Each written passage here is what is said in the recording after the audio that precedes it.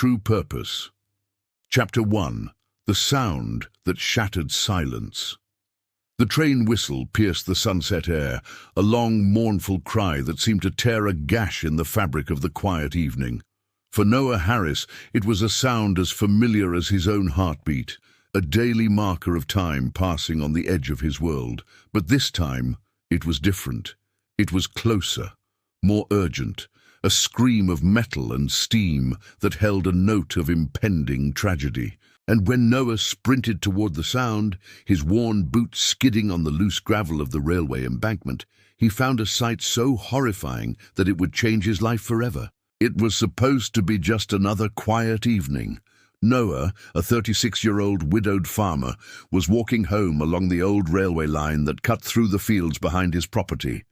His boots crunched against the gravel, each step echoing with the rhythm of a life lived in solitude.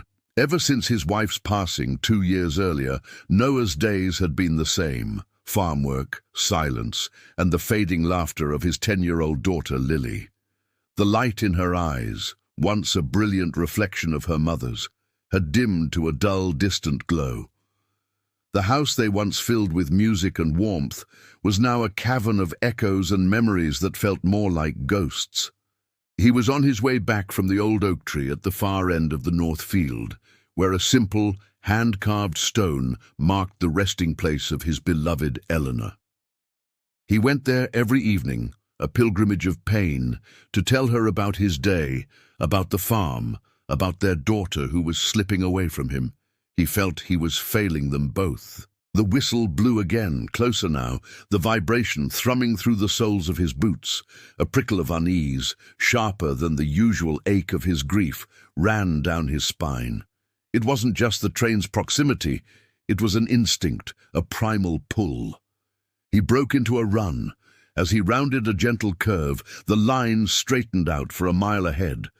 And there, in the middle of the tracks, bathed in the golden, dying light of the sun, was a splash of color that didn't belong.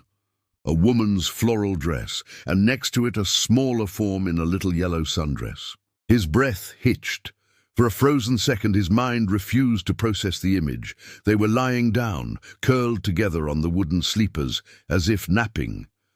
But the ground was shaking now, the deep, growing roar of the diesel engine filling the world. It was a mother and her child. "No!" The word was a whisper, stolen by the wind and the train's thunder. Then he screamed it. "No!" He was running, his legs pumping, his heart a frantic drum against his ribs. The train was a colossal, unstoppable force, its single headlight a blinding eye. The engineer saw them too late. The screech of metal grinding against metal, the emergency brakes engaging, was a sound of pure agony, but it was not enough. The train was too heavy, its momentum too great. The woman on the tracks lifted her head. Her face was not one of fear, but of a profound, bottomless exhaustion. Her eyes met Noah's for a split second, a void of utter despair. She wrapped her arms more tightly around the little girl who was sobbing, confused and terrified. There was no time for thought, only for action. Noah wasn't a hero.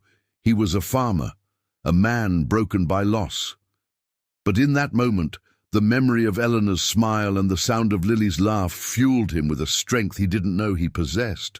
He wasn't going to lose someone else, not today. He launched himself forward, his body a projectile aimed at the space between the oncoming behemoth and the two fragile lives on the tracks. He didn't try to lift them both. There was no time. With a guttural cry, he wrapped his arms around the little girl in the yellow dress and wrenched her from her mother's embrace. The force of his motion sent them both tumbling down the steep gravel embankment, a chaotic whirl of limbs and sharp rocks. He curled his body around the child, a human shield, as they landed in a thorny blackberry bush at the bottom.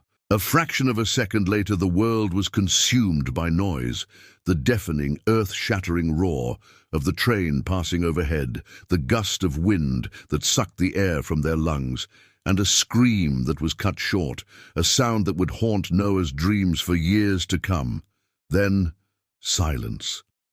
A ringing, heavy silence, broken only by the hiss of the train's brakes and the little girl's whimpers. Chapter 2. The Weight of a Saved Life. Noah's body was a map of pain.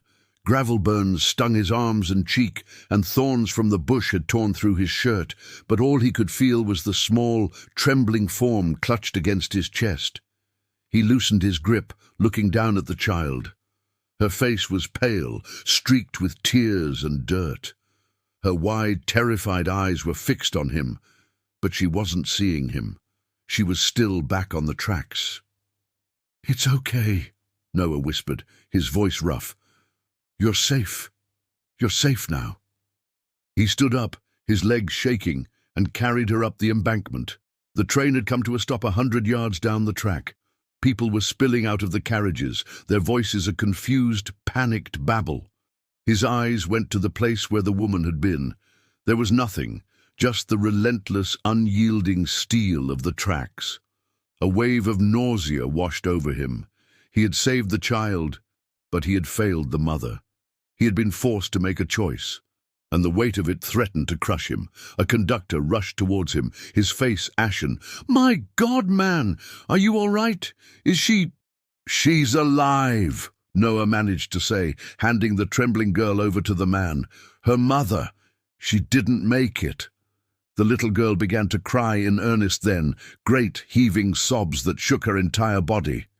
"Mama! I want my mama!" Noah stood there, numb, as emergency services arrived. The scene became a blur of flashing lights, official questions, and the hushed, horrified tones of the witnesses. He gave his statement to a police officer, his words feeling distant and robotic. "No, I didn't know them. I was walking home. I saw them on the tracks. I just reacted. Her name? I don't know her name." He learned what little the authorities knew from the woman's purse, found discarded near the tracks. Her name was Sarah Miller. The little girl was Maya, age 6. They were from a town 40 miles away. There was a note, brief and heartbreaking, speaking of a pain that wouldn't end, of a world that felt too heavy to bear, and a misguided, desperate belief that she was saving her daughter from a life of sorrow. The police officer, a kind-faced woman with tired eyes, placed a hand on Noah's shoulder. "You did a brave thing, Mr. Harris. You saved that little girl's life. Remember that."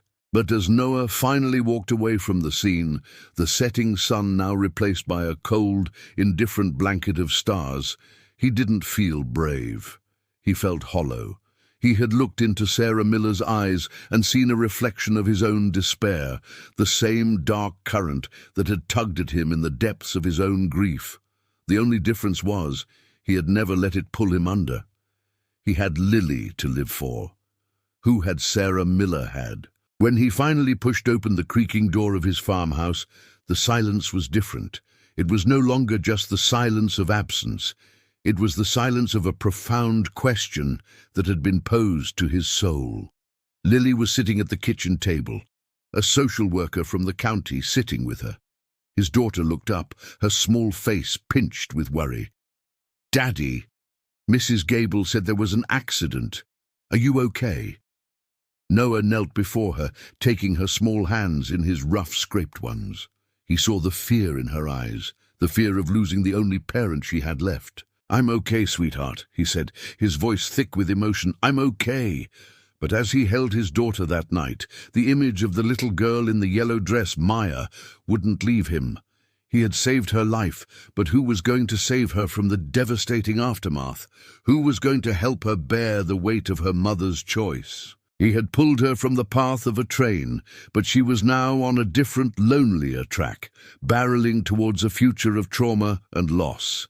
And in the quiet of the night, Noah Harris made a silent vow.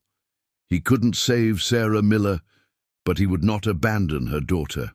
His own purpose, which had felt so lost since Eleanor's death, began to flicker, faintly, like a lone star in a vast, dark sky.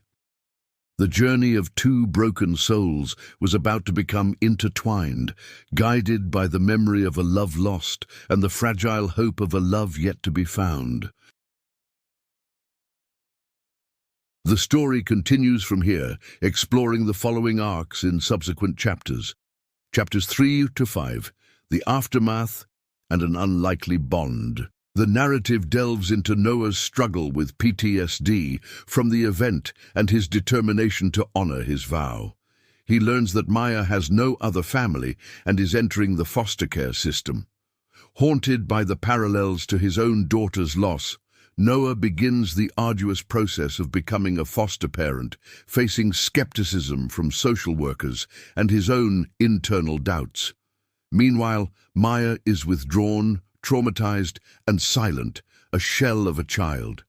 The first fragile threads of connection form when Lily, with a child's innocent wisdom, begins to draw Maya out of her shell. Chapters 6 to 8, Healing the Farm and the Past Revealed. Noah realizes that to heal his new fractured family, he must also heal his neglected farm, a symbol of his own stagnation.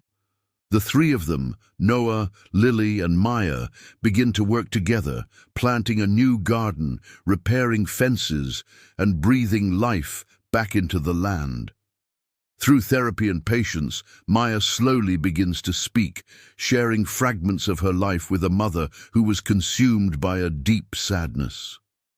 Noah finds old letters and photos in a box Sarah left behind, piecing together her story of isolation and untreated depression, deepening his understanding and dissolving any judgment, replacing it with a profound sense of shared humanity in the face of struggle.